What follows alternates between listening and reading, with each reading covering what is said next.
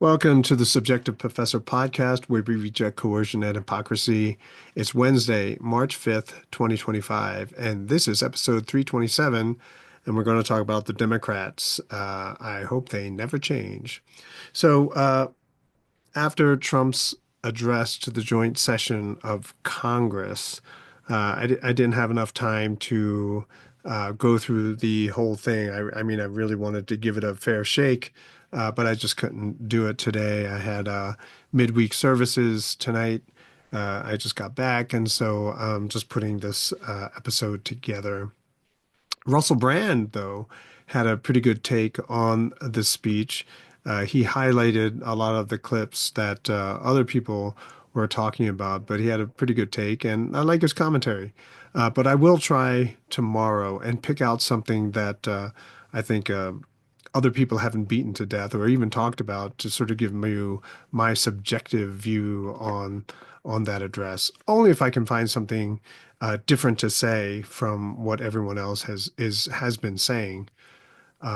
But seeing some of the memes that came by, the short clips that I saw, short clips of Trump's speech, I hope the Democrats never change, right?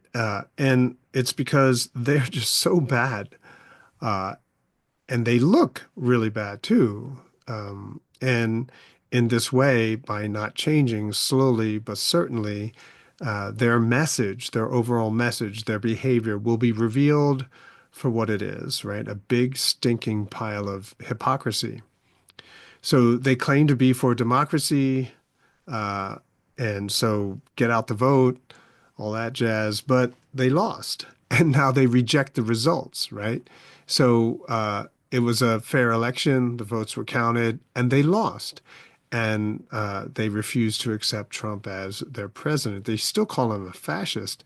And it's just really interesting how they are able to maintain even several voters to continue to reelect them to Congress. I mean, they had Joe Biden, who was pretty much asleep the entire time he was president. Then they replaced him with Harris. How is any of that democracy? And now Harris is going to run for governor of California. That'll be really interesting. Okay.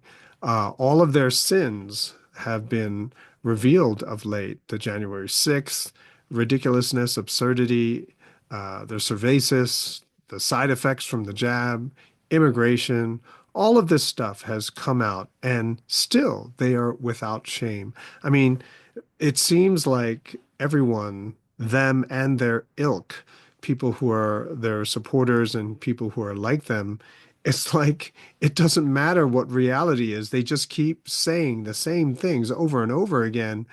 And so when Trump does anything, it's like, oh, how evil he is for doing what he's doing, right? So illegal immigration, yeah, that was just way over the top, right? And last year today, I shared an article where it talked about over 300,000, right? 300,000 immigrants were brought in, excuse me, flown in to the United States because too many were coming in through the border and it didn't look good.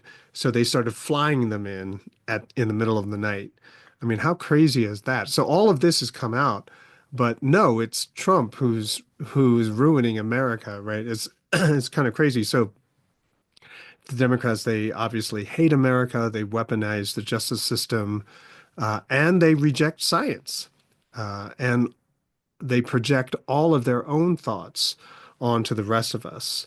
And so it's a confession through accusation.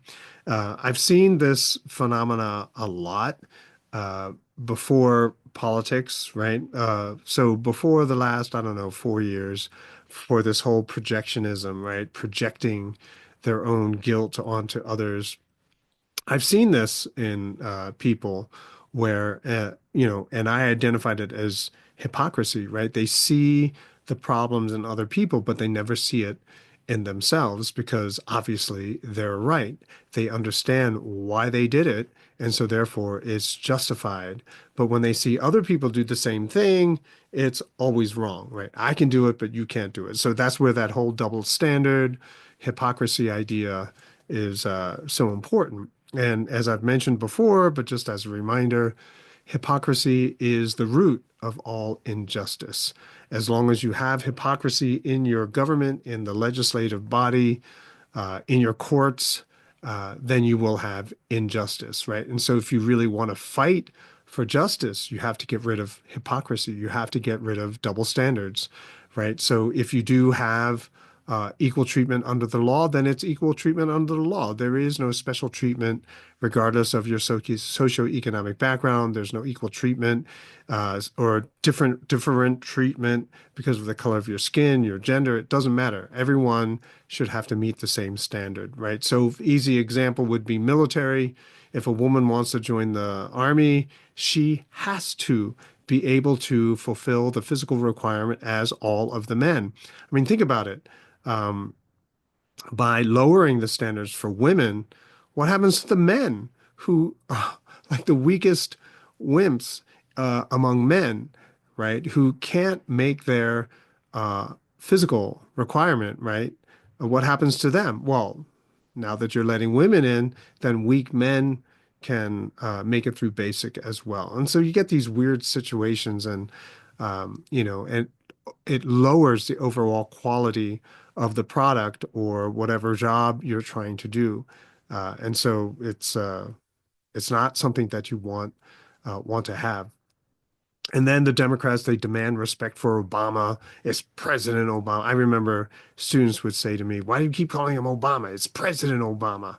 Right? But hey, they hate Trump, right? And they will never give respect to him. And it's just it's all very, very silly, which basically means they just want respect for the people they like and not for anyone else. And so there were a lot of childish antics uh, and the joint session when you're in Congress is this is a it's like you have to be polite. I mean, there are manners, there is etiquette that must be observed. And I remember Daniel McAdams mentioned some things, and I thought, oh, that's a little extreme. But no, no, this is not a place where you act like a child.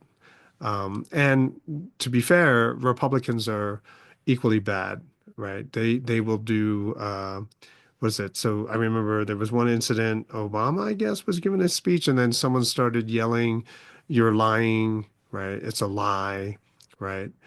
So Republicans have broken decorum, but for all of the Democrats all together, because they all got the same memo. We're not going to applause at all, not even for a cancer surviving 13-year-old, not even for uh, a girl who was murdered by an illegal immigrant, not even for them. It makes them look really bad. And that's what we need. They need to out themselves as being these just horrible people, horrible hypocrites, right? That needs to be seen by more and more people. But I think the lack of manners in Congress is closely tied to the fact that our society has degenerated, right? Because there's so much inflation, right? Because there's so much uh, liquidity, there's so many dollars floating around society. People don't need to be polite, right? Because, hey, I got the money, I can do whatever I want. And that attitude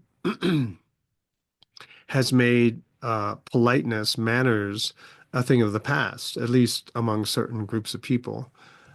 Even today, with my seventh graders, I had a conversation, and the one kid, he said that his mom warned him not to get into arguments with people he doesn't know because people these days, they pull a gun first, right? So they don't even try to think about an argument of debating or trying to persuade. They pull a gun. And I said, people who are not trained at all, they pull it, right? They pull their pistol, and that they think that it's like some kind of macho thing.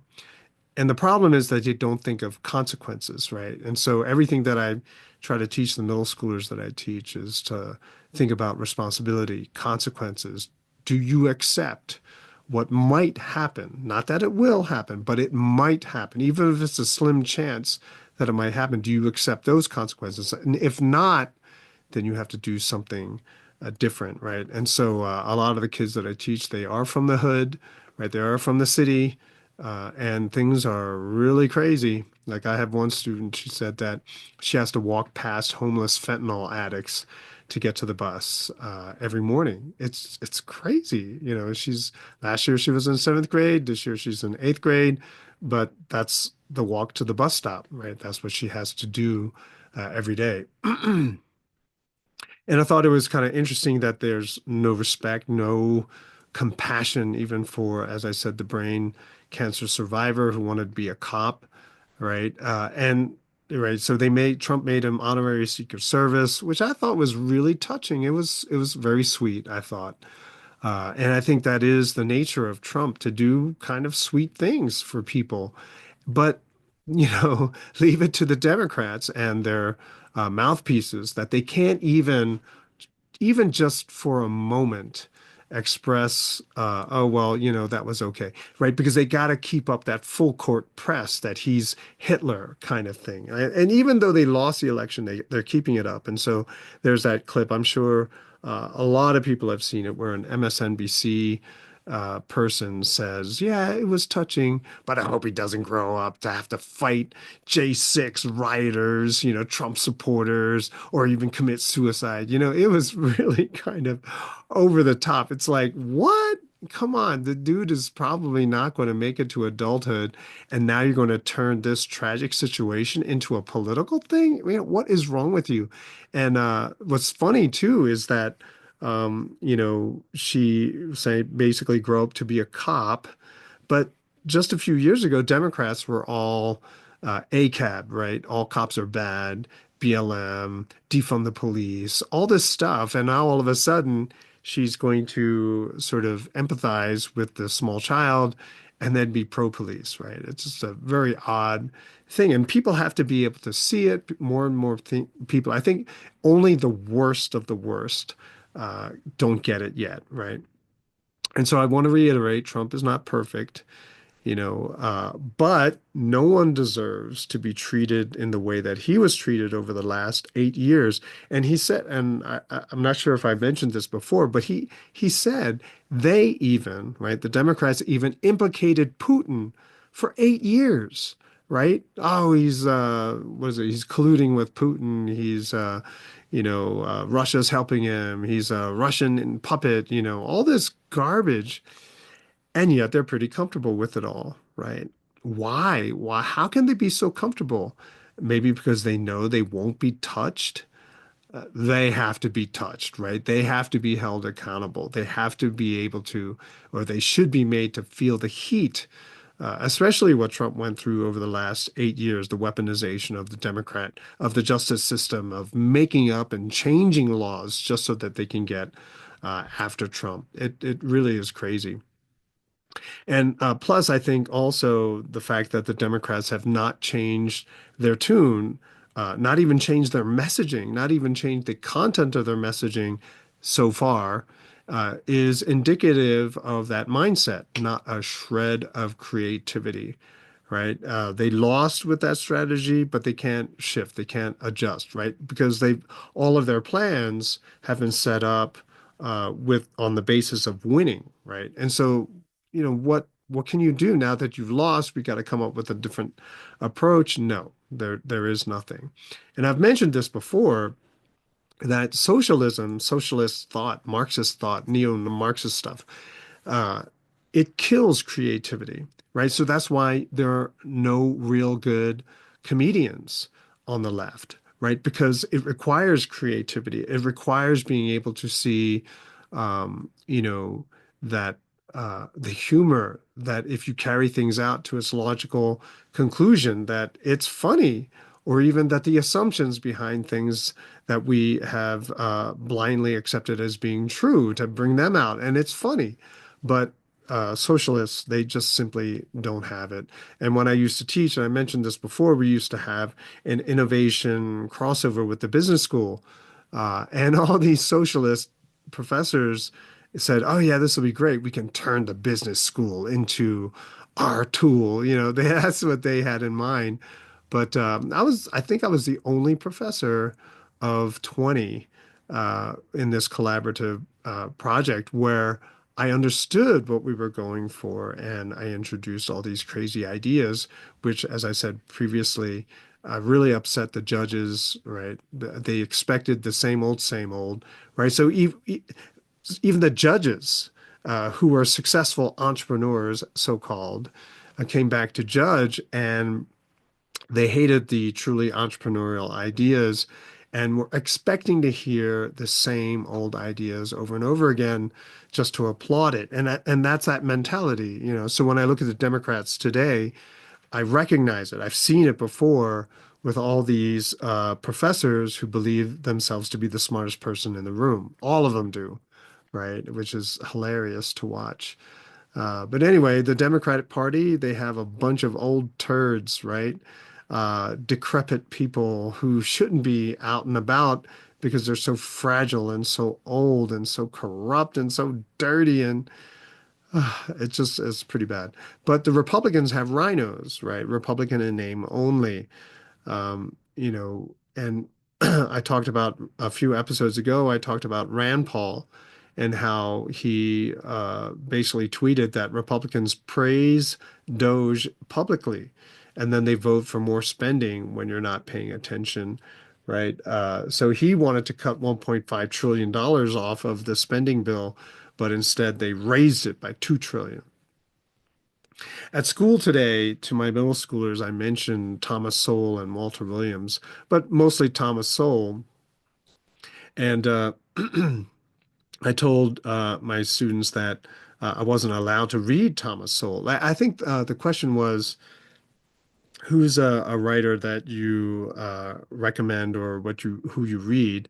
And I mentioned Thomas Sowell, and they were all really interested because he was black, right? Oh, what the context was. I was talking about, um, uh, oh my gosh, I'm blank. Philip Payton, right? I believe that's his name.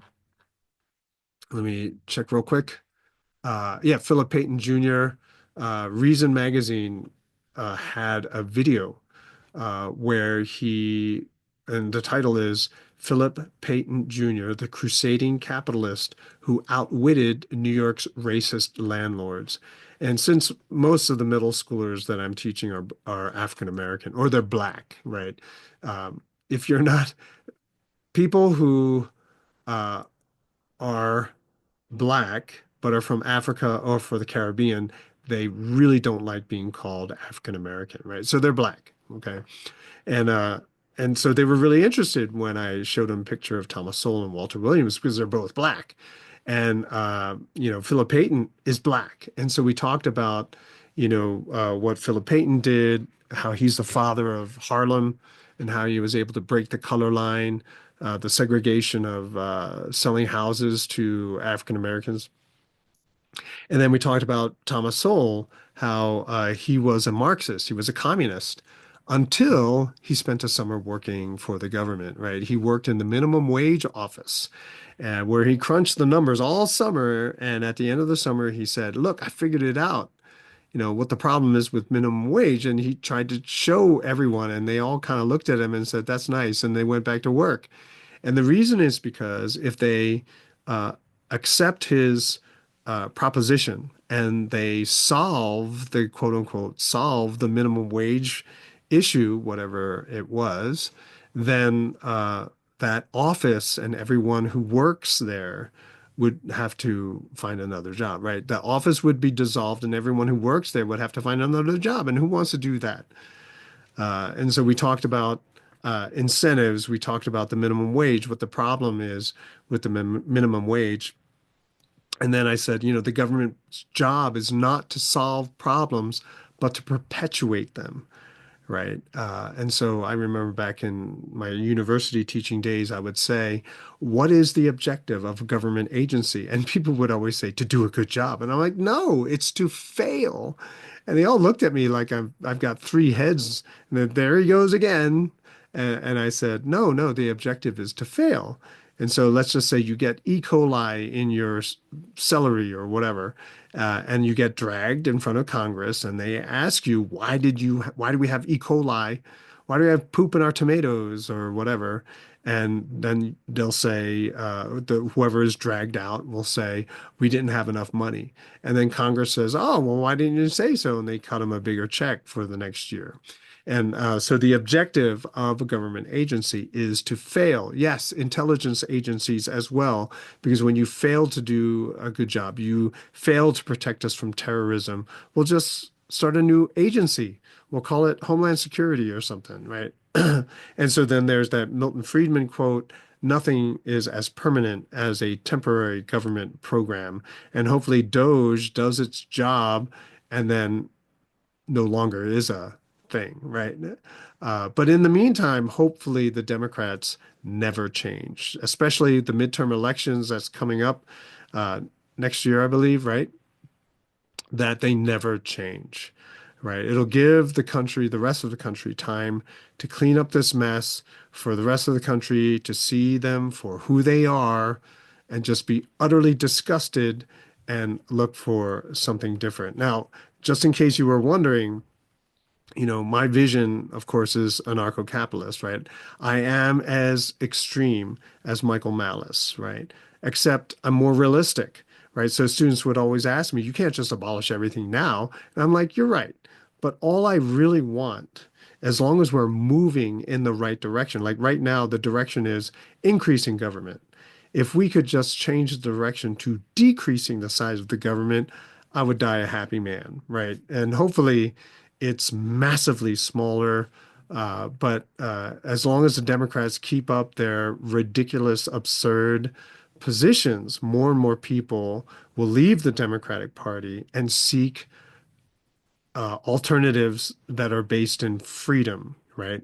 And that's what I would do it. I would in my classes, I would have uh, all the different political parties represented, but we would come together to talk about ideas of freedom, right? So their individual values, their individual beliefs are all preserved. They can do whatever they want, but we can collaborate, cooperate, exchange ideas in the field and context of freedom.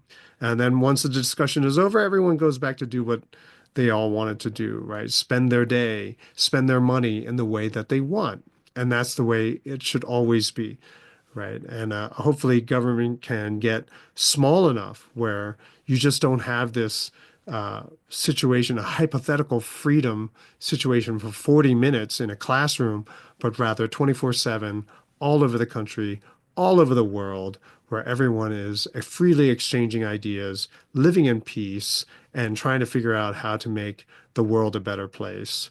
That's it for this episode. I will talk to you guys next time.